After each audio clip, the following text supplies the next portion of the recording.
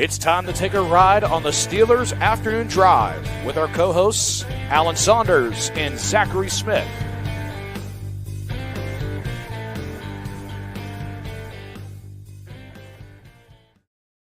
Get in the van. We're going for our Steelers Afternoon Drive. I'm Zachary Smith. That is Alan Saunders. Alan, how we doing? Good. I have to apologize for no morning rush today. Just had a lot of pressing business things that I needed to do, and I decided to take advantage of today's off day in the middle of the week and get them all done. And I was done with all that stuff, and it was like 1:30, and I was like, I'm just not recording. That would have been the afternoon drive. Yeah. Just at this point, we'll just wait, and everything I have to say can go on the afternoon drive. I guess that answers the question I was going to ask. We knew obviously going into the week that they were going to have the day off, as Tomlin said, not necessarily typical for them. They normally would take advantage of the extra practice day, but I was going to ask you how that was different from a work perspective. I guess you just answered that. I did find out the real reason that today the Steelers are off. It is Burt Lawton's birthday, Steelers PR man. So that's the I mean, I know what Tomlin said, but the real reason is got to get. Wait, are you being serious? No. I was just saying, what does that have to do with anything? I mean, they could celebrate it, sure. I'll credit the Bird. Bird makes things happen over there, man. It's his birthday. Nobody's working. That's the way business shuts down. Yeah, it's like a bank holiday or something. Yeah. All right. Anyway, some transaction stuff to talk about here. Dylan Coach, we mentioned yesterday, coming up to the active roster. Calvin Anderson goes on IR, so clearly that injury pretty significant. Trey Sermon released from the practice squad to open up a spot for a new face on the practice squad, an absolutely massive offensive tackle, David Sharp. Alan, what can you tell us about David Sharp? Big old boy, 6'6", 343. Been around the block. He was originally a draft pick of the Oakland Raiders from the fourth round in 2017 out of Florida. Never really became a starter. Kind of got trapped in one of those like gets claimed on waivers situations. Then he got stashed somewhere. Has been with the Raiders, been with the Texans, been with the Panthers, been with the Ravens, been with Washington. Seems like mostly a right tackle type. I don't know that much about his game. But hey, you got a guy who's been around the league, been in a bunch of offenses, and just is that big. I mean, you can't teach that. So can he move well at that size? I guess that's my question. Or is like, I don't know. Like, has he played guard before? Or has he strictly played like right tackle? Just as far as I can tell, only ever played tackle. Started he was a big prospect coming out of high school. Was an All-American ball guy. Was started as a true sophomore at Florida, which if you're starting on a Florida offensive line as a true sophomore, you got to be pretty good. So. Clearly hasn't worked out the way his potential looked like it might in the NFL, but in terms of guys laying around on December 10th, seems like a decent signing. A fourth round pick, I mean, nothing to sneeze at either. 2017 that had been like the first year that I kind of started to get into the draft. Obviously, notoriously for the Steelers, a pretty good draft class that year in 2017. Maybe the last draft class where you could say like, largely top to bottom, other than obviously ones we feel good about but are too early to tell right now, but like the last one of Kevin Colbert's, maybe that they did really well in. Yeah, drafted just ahead of Josh Dobbs in that. There you go. All right, good stuff. So there's some transaction stuff there. You just mentioned the NFL draft. What was this I was seeing today about? Is this for sure happening, or is this on the table for them to tweak the amount of time in between picks? It's happening. It was announced today that. The first round this year will be shortened to 8 minutes a pick from 10 minutes a pick. So 2 minutes shorter. In an effort to keep the first round from, I mean, if you think about it, the draft starts at 8. Technically, there's usually, it seems like at least 15, 20 minutes of nonsense before they get the first team on the clock. So let's say you're going on the clock at 8:15, 10 minutes a pick. That's 320 minutes. Not that good at math, but that's over 5 hours. So if you're starting at 8:30, and so basically they were always kind of relying on, most of these teams aren't going to use anywhere near these full 10 minutes, and we'll get out of here in a reasonable amount of time. But the trend has been that the teams with more trades, especially, which take more time, have been using more and more time, and that the end of the draft has been creeping up on midnight, which I think they'd like to rein in a little bit. So go into 8 minutes from 10. The one thing that's not official that Goodell had kind of thrown out there is maybe giving teams the option of like a once per draft 2-minute timeout that they could call ahead of their pick, a 2-minute extension on one of their picks throughout the draft. Haven't seen that be either formally approved or not approved, but does seem like we're going to try to get through the first round a little bit faster this year. And Pittsburgh gets to be the inaugural one for this. So I'm curious as to what they would have to say as well. So I'm sure there's going to be some questions asked about how different that 2 minutes could be, how big they feel like 2 minutes is in that setting. I'm sure at times it feels like it's going by way too quick for the people that are making those decisions. So 2 minutes could be pretty massive. I think in the 7th round, it should just be like 30 seconds a pick. Like you don't even, you just got to shout a name. Like doesn't matter. So this is a change currently only to the first round. Yes, only the first round. Now the first round was the only one that had that amount of time. I think it's 3 minutes the rest of the draft. I thought it was like, is it only 3 in the second and third round? For some reason I thought it was more like 5 to 7 previously. And then it was shorter even on day 3. Like I thought it gradually went down. But maybe you're, 5 minutes and then 4. Okay, sorry. Okay. So no change to those. I'm sorry, 7 minutes in the second round, 5 minutes rounds 3 through 6, and 4 minutes in round 7. Okay. All right. So yeah, it is gradually each round it changes, but right now it's only the first round that's impacted by them changing the time. Okay, interesting. Yeah, I'd be curious as to what the decision makers that are in that war room have to say about losing 2 minutes and how impactful they feel like that's going to be. So definitely look forward to hearing some stuff about that. Alan, I feel like today's going to be a heavy questions episode, a heavy community episode from the YouTube comments here, which honestly, it's been a while. I feel like since we've been able to get to like a bunch of them in one episode. So that's good. Not a lot going on in the world of the Steelers news wise, so we can get to a bunch of them. Let's just start right at the top here.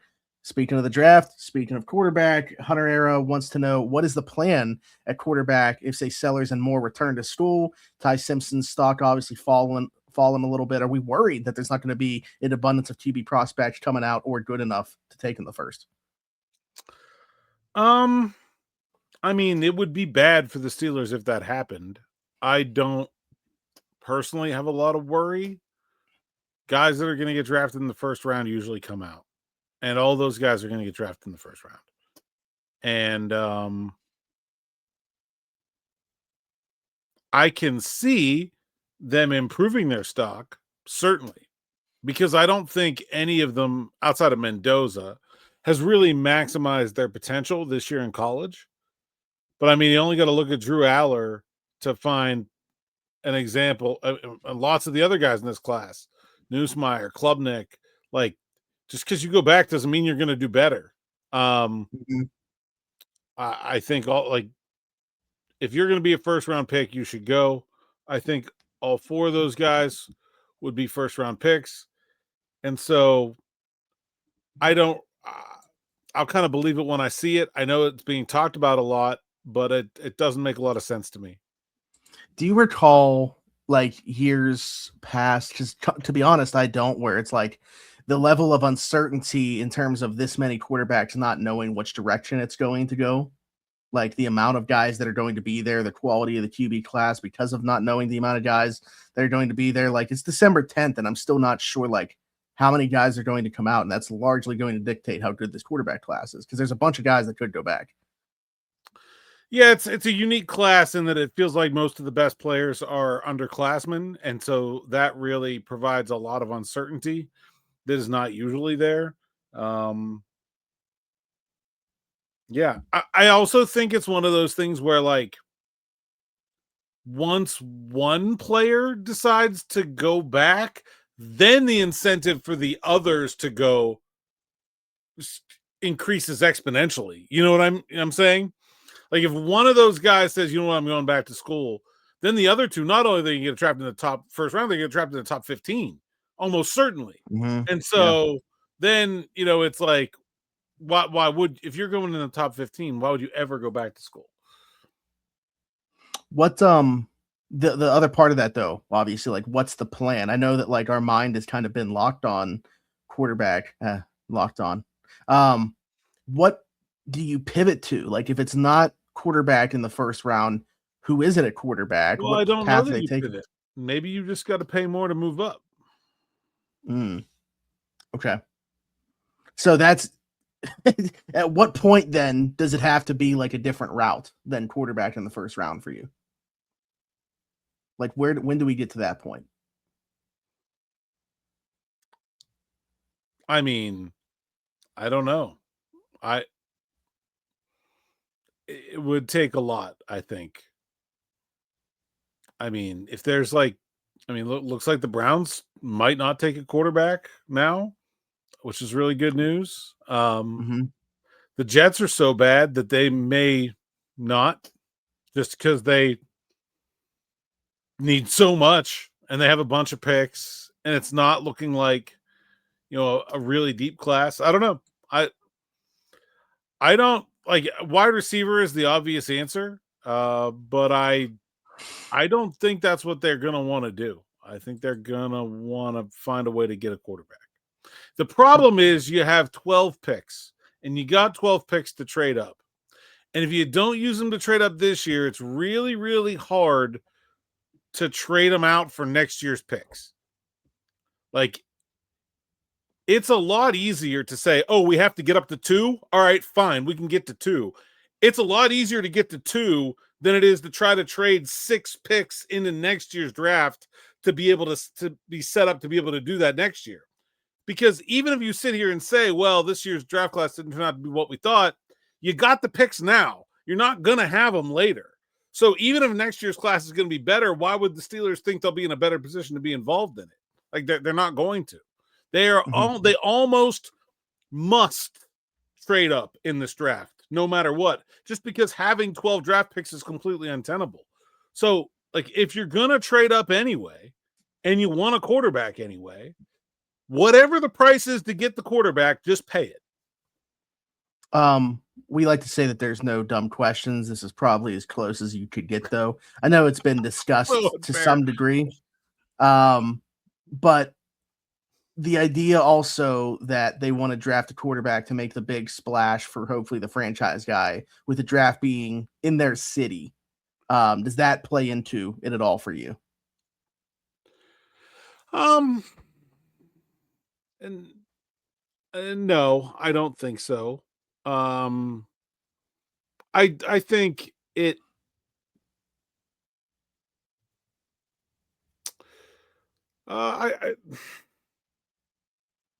I'll say this. It's not going to factor into a decision about whether to make a deal or not make a deal. But I do think when they looked at the big picture plan and said, okay, last year we don't like these quarterbacks. Let's kick the can down the road. We like the 26 class better. We can set ourselves up with the comp picks to be able to trade up. Oh, and by the way, the draft is in Pittsburgh. I don't want to say that it wasn't a big part of that conversation, but it was a bit of a cherry on top. Yeah. Yeah, it was a nice little baked in thing that was already happening. Yeah, I don't know that you can't make decisions based off that. Like, they're not like, oh, we're taking a quarterback regardless just because the draft's in Pittsburgh. I was just curious to get your thought if you feel like that held any weight whatsoever in the conversation. While we're on the topic of quarterbacks, I guess we could bring up this one right now from James. Alan, could you please dedicate a morning rush or sometime in the afternoon drive to explain differences between a first round quarterback and a sixth round? What is lacking that took him from being a first rounder to a sixth? This is obviously the case of Will Howard. What do first rounders have to make them so much glaringly better than someone like Will Howard or Tom Brady at the time? Thanks. Oh, yeah. I mean, I think a lot of people actually get confused about this when they like try to watch college football and see like who's a good quarterback. Like, it's all about the physical tools first and foremost. And then it's about the processing of the player and the decision making, the leadership. what happens after the ball leaves his hand and whether the team wins or loses are pretty much irrelevant. And so there are a lot of quarterbacks that play in gimmicky offenses where they never have to make a decision. They have great receivers. They throw the ball 62 times a game. They could put up a whole bunch of stats and win a whole bunch of games. And the NFL is going to look at them and go, I don't have any interest. I think a lot of people that are just trying to watch college football to look at like who will be a good NFL player looking at the wrong things. Height, first and foremost, very important. If you're not 6'1", it's a big problem. In fact, really, if you're not 6'2", it's a big problem. You want to have arm strength and accuracy. Arm strength you really can't teach. Accuracy is really hard to teach. Speed, elusiveness, pocket presence, footwork. I mean, some of those things you can teach, some of them you can't. And then just the decision making and how, like, the other part of it is that, so all that is like ceiling stuff, and then you have floor stuff, which is like the leadership, the did they play in a pro style offense or is it real gimmicky? Are we trying to make a big projection from what he did in college to what he's going to do in the NFL? All that matters. So you look at a guy like Fernando Mendoza. He kind of checks a lot of boxes. Like, he's tall enough. He's got a great arm. He's in an offense where he has to make decisions. I wouldn't call him fast, but he's certainly mobile enough. Seems to be a good leader. A little bit weird, but like, hey, whatever. Like, there's no box that's being left unchecked there. A lot of these other guys, Carson Beck, for example. What's the difference between Fernando Mendoza and Carson Beck? Well, the ball doesn't come out as fast. Like, he doesn't have the arm. He's also not as accurate. And so he's also, I would say slightly more questionable in terms of the leadership aspect of things. Not to say that he isn't one, but I don't think it's the same level as Mendoza. And so you look at then what's the difference between Carson Beck and a guy we're talking about in the middle of the draft? Like, let me think of a mid-round quarterback here. Now I'm blanking on one. I don't know. Like, where do you think a Mateer's going to go? Or well, I think he's probably right there with Beck. Actually, I think I'd take Mateer ahead of Beck.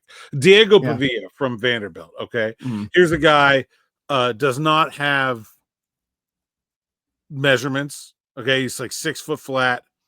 He's not an athlete. He's not fast. He's got very questionable arm strength. 6th year senior in college. 7th? Isn't he a 7th year senior, actually? Maybe. Yeah. I don't know. He's been in college for what feels like forever. And 6th year, sorry. And he's just not like, that's the yards and the wins don't matter. It's all that other stuff. He'll be 24 prior to the draft. I mean, the other thing, like, it's as easy as saying, look at some of the best college quarterbacks of all time and how that's translated to the NFL. Tim Tebow, Cole Brennan, rest in peace. Graham Harrell, right? I mean, like, think about some of the best college quarterbacks of all time and then what their NFL careers, if they had an NFL career, translated to. Yeah, the list of college football playoff winning quarterbacks include Stetson Bennett, Cardell Jones, A.J. McCarron, Tim Tebow, Matt Mock, Craig Krenzel, Chris Leak, Matt Flynn, Josh Heupel. Just because you win some, and then same thing with the Heisman. Like, just even that doesn't really relate to pro success. I mean, sometimes it does. Joe Burrow. Sometimes it doesn't. The Marcus Mariota, Johnny Manziel.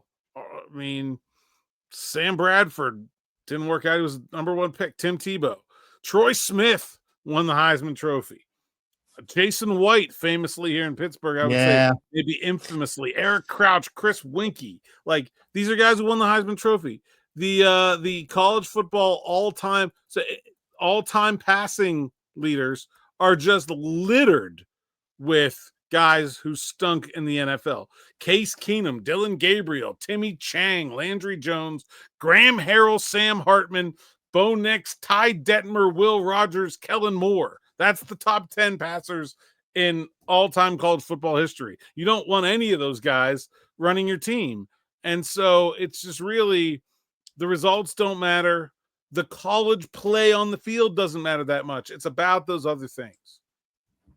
Yeah, 100%. I mean, it's just so interesting to me, the conversations that have kind of surrounded this. And honestly, like from a Steelers perspective, I think it largely is surrounded by Will Howard, who the team spent a 6th-round pick on. And like, think about too, does he get drafted if he doesn't have the college football playoff that he did? No, I'm not so sure. He was not good as an Ohio State fan, he was not very good prior to the college football playoff. So I'm curious as to how different the conversation would have been if he didn't have that type of run prior. Orion here said, hey, Alan and Smitty, should the Steelers be looking to add some veteran depth pieces now before the playoffs begin so they can get some practices in case of injuries? Throw out some examples such as defensive tackle Christian Wilkins, Justin Simmons, Jermaine Burton. Run game struggles without Harmon, so the injuries to the D-line won't be good. Can't even imagine Peppers and Clark at starting safeties for playoff if an injury happens to Ramsey or Duggar. Burton adds some size over Wilson and Austin. DK goes into the playoffs banged up. What do you guys think? Appreciate it, fellas. Surprised to see a name like Jermaine Burton lumped in here. I do not see Christian Wilkins. I mean, the one to take that flyer. Yeah, no, those guys are on waivers for a reason. I don't think anybody is real interested in Christian Wilkins at all after the way things went with his exit from the Raiders. You get cut by the Raiders for your behavior. That's like a motorcycle gang throwing you out because you were too rowdy. like you can't, like, if you get cut by the Raiders for like, you just, man, that's a whole different that's a whole different thing. And also they allege that he was not taking his rehab seriously and was not in shape. So yeah, the foot thing. Yeah. I mean, I like the fact that his agent isn't even out there talking about him. I haven't heard a peep about him. Tells me he is in no condition to play football right now. Jermaine Burton, I mean, in terms of that list of teams, the Bengals are not far off of the Raiders, although they've been a little bit different lately. Mm-hmm. Someone should probably give him a second chance. Yeah. I don't think it will be the Steelers. I think if you're going to do that, you've got to have a team that has long-term leaders in place, entrenched in their roles. I think it's one of the reasons that Pickens going to Dallas and being plugged in next to CD Lamb and Dak Prescott has worked really well for him. You have guys that, and look, he had that in Cincinnati. So, I mean, but like, if you're going to be willing to take a risk like that, I think that's what you need to have. I can't imagine the Steelers doing that. And also, like, there was a third name there. Justin Simmons. Yeah, didn't they have him? Didn't he take some visits and nothing's occurred from that? Yeah, I'm not sure. But I'm not sure at this point what is going on there. I mean, it wasn't necessarily great in Atlanta. I would also say kind of like a different job that he had to do playing next to Jesse Bates. Like, wasn't a perfect fit, I didn't think, defensively there. If Duggar was going to miss more time, I would call that reasonable. I don't think at this point I would consider a walking in Justin Simmons preferable to just playing Peppers. Just a lot of the same stuff. Yeah. I mean, just from like adding guys for depth perspective, I guess. I mean, that's guys don't want to just sign up to come be depth. Yeah. Guys who've been on at home all year don't want to sign up. If Justin Simmons just wanted to be chilling on somebody's practice squad right now, he would be. Sure. Yeah. Burton, I think, probably the one out of them most desperate to try to latch back onto a team. At the same time, like, I mean, I guess from his perspective, he can't really be like super, like, he's not going to be as picky, I guess. And like, I don't know how important you would feel that guy needs to be, but kind of going along with your point about like what needs to already be entrenched there. I also don't think you can make him like a piece that you need to hit on, like, I don't think that you can make him important going forward in case it doesn't work out well. So like, I'm trying to think of like a landing spot. Also, what is the situation that the Steelers would actually use him this year? Yeah. I mean, right now they're scratching. Well, yeah, this year. Yeah. Right. So like, I mean, why would he even want to come do that? I don't know. Like I agree with you about him not being able to be picky, but like it's a lot different in the off season. Like he doesn't need to get back in the league in the last month of the season here. He can just wait, go sign with somebody for next year. I do think, though, I mean, we talked about Naquan Jones and thinking that they should put a waiver claim in for him. I mean, I still think like the defensive line is still a spot. I know getting Derek Harmon back hopefully this week will obviously be big, but like we've already seen what it looks like and what it can look like when those guys start to go down, and they've gone down a lot this year. So I don't know. Somebody even threw out in the comments, Monty Adams still out there. He took a visit somewhere and didn't get signed. That's not usually a great sign. But yeah, I like Mont. So, do you think that's the type of Cincinnati. Like, is that okay? Is that the type of like player that you would be looking for though? Like somebody more at that like 0 to 1 tech? Take them wherever they can get them. I don't think it matters. I mean, here's the thing. You probably can't afford to use a body on a guy who can only do that. Like, I don't want some like 400-pounder. Like, that's not useful. If it's somebody like Mont that can do both, great. But if it's just a pure 3-tech too, that's fine too. Yeah, for sure. One more that I definitely Logan Lee kind of played okay last week though. How many snaps did he play? Not very many. I don't remember seeing him a bunch, but wasn't noticeable in a bad way, like Y.A. Black was at times after that first series in the Buffalo game. Or 14 snaps for Logan Lee last week. Oh, it's actually more than I would have thought. Okay. Last one I definitely want to get to here, Bird Sports fan. What'd you say? Got a quarterback hit. Oh. I somehow don't recall that. Okay. Anyways, one more that I definitely want to get to here. Bird Sports fan, been with us for a long time. Said, do you think that the way they used the tight ends last week was just out of not having Washington on short notice after he exited the game? Would you expect them to go with a similar role for those guys? Or do you think that it would be different this week because of having an entire week to prepare? Oh, so like, yeah, they definitely changed what they had been thinking in the week leading up to that game after they lost Washington.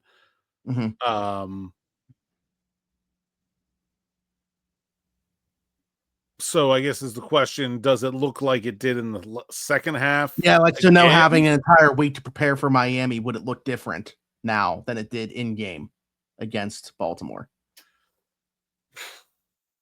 Yeah, maybe get Connor Hayward involved in some stuff. I don't know. I mean, I'll say that, like, probably not if Dylan Cook's going to start. Like, if Dylan Cook's going to start, then Pat Freiermuth is going to have to essentially be an extra offensive lineman. Heck, maybe you just play Spencer Anderson, like 40 snaps. Yeah. Maybe that's the adjustment. So you give Spence some of Darnell's normal role. And I mean, play like a lot of 6-0 linemen. Without diving into the preview and prediction stuff that we're going to do for this Dolphins game, like, I mean, they've played much better over the last quarter or so as of late. Like, do they present challenges to those guys that you think they're going to have have Spencer Anderson like you're talking about out there that much, or keep Pat in line, or play Well, Connor I think Hayward. it just comes down to like, is there more you want to be doing with Pat Freiermuth than holding the left tackle's hand?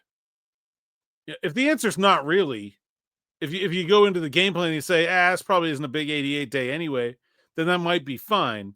But if it's and the Dolphins are a big cover 2 team, which has been an area where they've used Pat a lot, then I think you probably want to be able to use them more. And so maybe you do need to find a different way to do that. I mean, I ideally hope this isn't even a conversation. We see Darnell able to clear protocol and they're able to operate that way with Darnell. Too. I mean, there's a big difference between having those guys and not having those guys. And we the would other have part gotten of this question is, considering they're in the concussion protocol, there's a very reasonable chance that they will not know whether those guys are going to play until they're done practice for the week. Yeah. Like that happens all the time. Mm-hmm. That's what I was starting to say was like, even if they had practice today, I don't know that we would get a great read on the way we're going to be talking about those guys by the end of the week. So hard to say.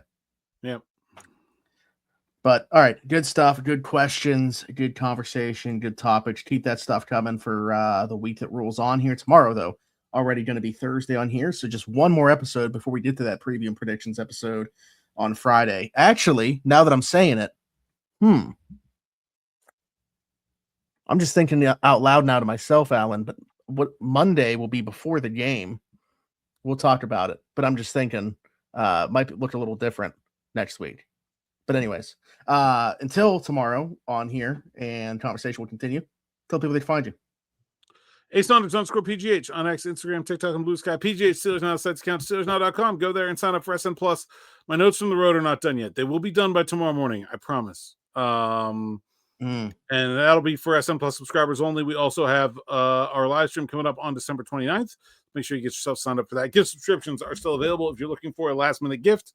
You can click on the membership tab in the top right and sign up and give that to whoever in your life thinks they need some Steelers afternoon drive.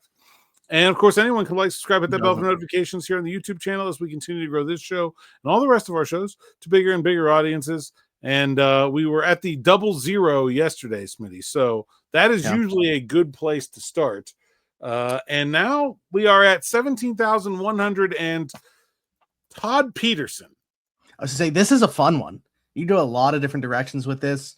I'm going to go Brian St. Pierre. Oh, that's such a good one. Michael Vick, very short-term Steeler. War number 2 here as well. Mason Rudolph, the incumbent. Justin Fields will be fun for this in a couple years, I'm sure. Only one season, assuming that he doesn't make his way back at some point. This is a fun one. I'm sure that for some reason, having trouble bringing it up right now on my browser, but I normally like to go once we've named a few and see if I'm missing someone that like stands out in a big way.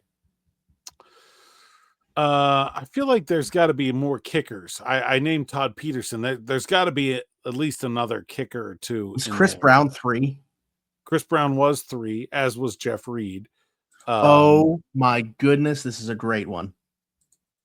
Randy Bullock. Oh, he played like 2 games. Yeah, the Boswell 2016. Yeah, that's a good one.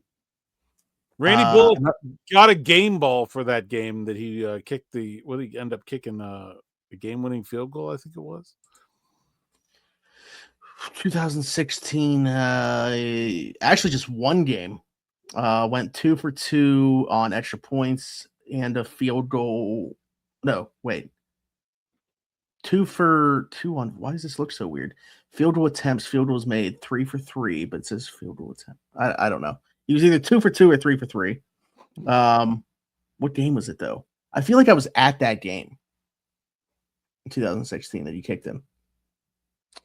It was against the Giants at home. He kicked 3 field goals and an extra point. Okay. So that would have been right after that game. Antonio Brown and Odell Beckham Jr. took a group of like 300 people to a bar that they did not call in advance and say that they were going to be showing up to, and they got denied. And then like OBJ went on a rant about it and why he hated Pittsburgh. All right. But anyway, I was at that game. This is before season tickets, obviously, but I was there. Anyways, getting sidetracked. Good stuff. Be sure to like, subscribe, hit that notification bell. Let's keep adding to that number. Hit us in the comments, your thoughts, anything we talked about today, question for a future episode, all that good stuff. You're listening somewhere else, Apple, Spotify, wherever you get your podcast from. We are there. Just search Steelers Afternoon Drive, leave us a 5-star review, and subscribe over there as well. You can comment on the individual episodes on your listening platforms now too, which is super awesome. We'll be checking those. You can ask questions there. Just leave us some comments, all that good stuff. And then you can find me everywhere, Zachary Smith, PGH. For Alan Saunders and myself, thanks for jumping in. Take another ride on the Steelers Afternoon Drive.